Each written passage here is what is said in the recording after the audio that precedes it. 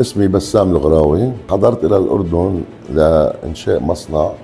أول استقبال كان لإلي هي المدن الصناعية، البيئة فيها نظيفة.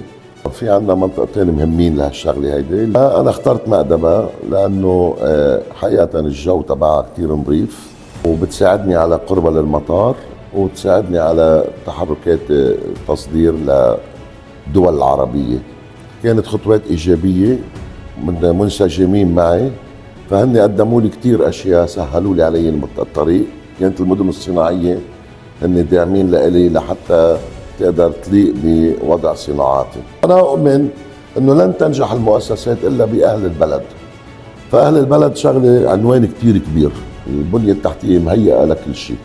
أنا مشهور العجلين، توفر لي فرصة عمل في مدينة مأدبة الصناعية، بيئة عمل كثير مناسبة وكثير مريحة. أنا نادر الشامي من لبنان، جيت على الأردن، بنينا على المصنع.